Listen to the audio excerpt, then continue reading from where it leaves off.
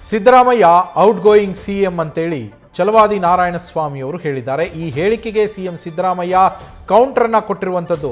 ಅವರೇನು ನಮ್ಮ ಹೈಕಮಾಂಡ್ ಅಲ್ಲ, ಅವರಿರೋದು ಯಾವ ಪಾರ್ಟಿ, ಬಿಜೆಪಿಯಲ್ಲಿರೋ ನಾರಾಯಣಸ್ವಾಮಿ ಅದು ಹೇಗೆ ಹೇಳ್ತಾರೆ ಅಂತೇಳಿ ಸಿಎಂ ಸಿದ್ದರಾಮಯ್ಯ ಪ್ರಶ್ನೆ ಮಾಡಿದ್ದಾರೆ.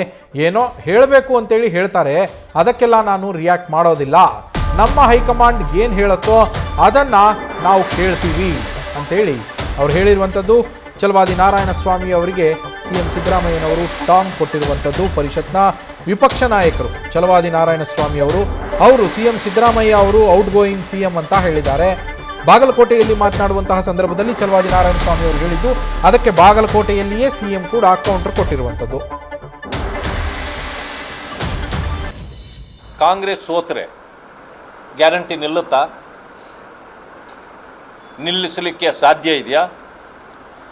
ಇದು ಇಡೀ ರಾಜ್ಯಕ್ಕೆ ಕೊಟ್ಟಿರ್ತಕ್ಕಂಥ ವಿಷಯ. ಆದರೆ ಇವರಿಗೇನು ಮಾಡಿದರೆ ಧಮಕಿ ರಾಜಕೀಯ ಪ್ರಾರಂಭ ಮಾಡಿದ್ದಾರೆ.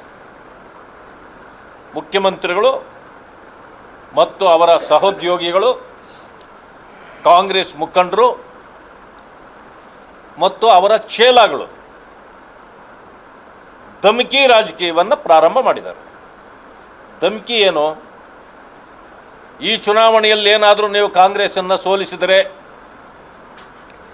ಗ್ಯಾರಂಟಿಗಳನ್ನು ನಿಲ್ಲಿಸ್ಬಿಡ್ತೀರಿ ಅಂದರೆ ಎರಡೇ ಕ್ಷೇತ್ರಕ್ಕೆ ನಿಲ್ಲಿಸ್ತೀರಾ, ಇಡೀ ರಾಜ್ಯಕ್ಕೆ ನಿಲ್ಲಿಸ್ತೀರಾ ಅಂತ ಜನರ ಮುಂದೆ ಹೇಳಿ ನೋಡೋಣ. ಬಂದಿದ್ದೀರಿ ಈಗ ಸೋಲಿನ ಭೀತಿಯಿಂದ ಮುಖ್ಯಮಂತ್ರಿಗಳು ಸಾಮಾನ್ಯವಾಗಿ ಅರ್ಧ ದಿವಸನೋ ಒಂದು ದಿವಸನೋ ಬಂದು ಒಂದು ಭಾಷಣ ಮಾಡಿ ಹೋಗ್ತಾರೆ. ಯಾಕೆಂದರೆ ಈ ಚುನಾವಣೆ ನಾನು ಮೊದಲೇ ಹೇಳಿದಾಗೆ ಮಧ್ಯಂತರ ಚುನಾವಣೆ ಇದು. ಇಂಥದ್ರಲ್ಲಿ ಬಹಳ ತಲೆ ಕೆಡಿಸ್ಕೊಳ್ಳೋದಿಲ್ಲ. ಆದರೆ ಸೋಲಿನ ಭೀತಿಯಿಂದ ಎಲ್ಲಿ ನನ್ನ ಸರ್ಕಾರಕ್ಕೆ ಆಪತ್ತು ಬರುತ್ತೋ, ಸೋತ್ರೆ ಎಲ್ಲಿ ಡಿ ಕೆ ಶಿವಕುಮಾರ್ ನನ್ನನ್ನು ತೆಗೆದು ಅವರು ಮುಖ್ಯಮಂತ್ರಿ ಆಗಿಬಿಡ್ತಾರೋ, ಆ ಭೀತಿಯಿಂದ 5 ದಿನಗಳು ಇಲ್ಲಿ ಠಿಕಾಣಿ. ಏನಾದ್ರು ಕನಸು ಬಿದ್ದಿದೆಯಾ? ಸಿಹಿ ಹೈಕಮಾಂಡ್, ನಮ್ಮ high command Karnataka Narayana Swamy is not our high command ಅಲ್ವಾ? ನಾರಾಯಣ ಸ್ವಾಮಿ ಯಾವ ಪಾರ್ಟಿಲಿ ಇರೋದು? ಮತ್ತೆ ಅವ್ರ ಹಿಂಗೆ ನಮ್ಗೆ ಹೈಕಮಾಂಡ್ ಆಗ್ತಾರೆ?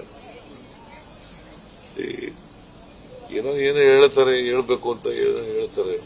ಅದರಿಂದ ಅದಕ್ಕೆಲ್ಲ ರಿಯಾಕ್ಟ್ ಮಾಡಕ್ ಹೋಗಲ್ಲ. ಹೈಕಮಾಂಡ್ ಹೇಳೋದು ಬಹಳ ಮುಖ್ಯ. ನಮ್ಮ high command Karnataka Congress party high command ಇದೆಯಲ್ಲ, ಅವ್ರು ಹೇಳದಾಗ ಕೇಳೋದು, ನಾರಾಯಣ ಸ್ವಾಮಿ ಹೇಳಿದಾಗೆಲ್ಲ ಕೇಳೋದು. ನ್ಯೂಸ್ ಫಸ್ಟ್ ನಿರ್ಭೀತಿಯಿಂದ ನಿಮ್ಮ ಪರವಾಗಿ.